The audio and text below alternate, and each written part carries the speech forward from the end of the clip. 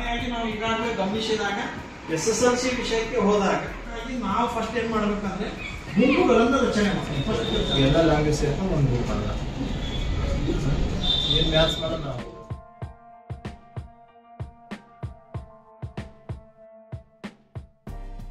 ನೋಡಿ ನೀವು ಓದ್ರಷ್ಟ ಅರ್ಥ ಆಗುತ್ತೆ. ಏನ್ ಹೇಳ್ತಾರೆ ಗೊತ್ತಾ, ಒಂದು ಚಿತ್ರ 1000 ಪದಗಳಿಗೆ ಈಕ್ವಲ್ ಹೇಳ್ತಾರೆ.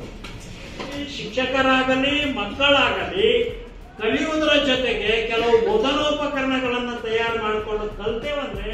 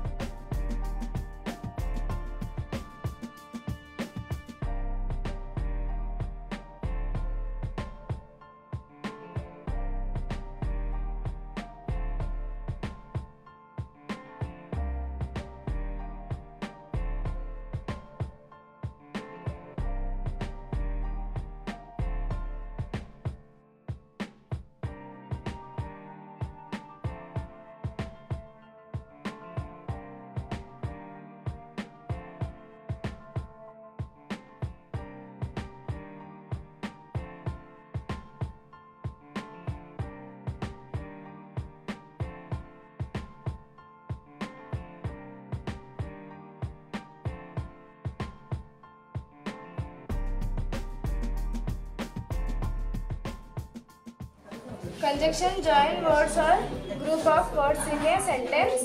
Example: ನಿತ್ಯ ಹರಿದ್ವರ್ಣ ಅರಣ್ಯಗಳು ಹರಡಿದೆ. ಎರಡನೇ ಎಲೆ ಉದುರಿಸುವ ಪ್ರಣವನೆಂದರೆ ಸರ್ವನಾಮ. ಅಲ್ಪ್ರಾಣ ಮಹಾಪ್ರಾಣ ಅನುನಾಸಿಕ. ಯೋಗವಾಹಗಳು ಅರ್ಧಗೆ ಎರಡು ಭಾಗಗಳನ್ನು ಮಾಡಿದ್ದಾರೆ. 1 2 3 ಮತ್ತು ಇದೊಂದು 4.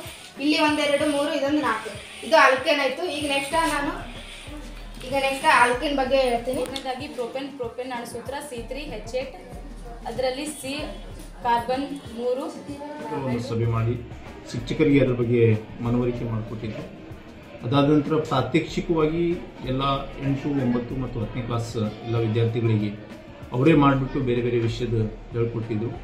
ಅದಕ್ಕೆ ಪ್ರಯುಕ್ತವಾಗಿ ನಮ್ಮ ಮಕ್ಕಳೆಲ್ಲ ಅದನ್ನ ಮೋಟಿವೇಶನ್ ಆಗಿಬಿಟ್ಟು ಒಂದೊಂದು ವಿಷಯಕ್ಕೆ 6 ಗ್ರೂಪ್ ತಂಡಗಳನ್ನು ಮಾಡಿಬಿಟ್ಟು ಈಗಾಗಲೇ TLMಗಳನ್ನು ಸ್ವತಃ ಮಕ್ಕಳೇ ಮಾಡಿಬಿಟ್ಟು ಬೇರೆ ಮಕ್ಕಳಿಗೂ ಅದನ್ನು ಎಕ್ಸ್ಪ್ಲೇನ್ ಮಾಡ್ತಾ ಇದ್ದಾರೆ. ಇದರ ಮೂಲಕ ಮುಖ್ಯವಾಗಿ ಮಕ್ಕಳಿಗೆ ವಿಷಯದ ಬಗ್ಗೆ ಪರಿಪೂರ್ಣ ಜ್ಞಾನ ಬರುತ್ತೆ. ಅದ್ರ ಜೊತೆಗೆ ಮಕ್ಕಳಿಗೆ ಸ್ಟೇಜ್ ಕರೇಜ್ ಬರುತ್ತೆ.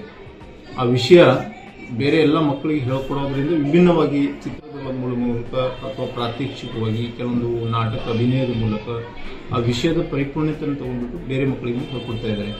ಅದೇ ರೀತಿ 8 ಮತ್ತು 9ನೇ ಕ್ಲಾಸ್ ವಿದ್ಯಾರ್ಥಿಗಳು ಕೂಡ 10ನೇ ಕ್ಲಾಸ್ ಮಕ್ಕಳು ಹೇಳ್ತಾ ಇರೋದ್ರಿಂದ ಶಿಕ್ಷಕರು ಹೇಳೋಕ್ಕಿಂತಲೂ ಹೆಚ್ಚಿನ ಆಸಕ್ತಿಯಿಂದ ಕೇಳ್ತಾ ಇದ್ದಾರೆ.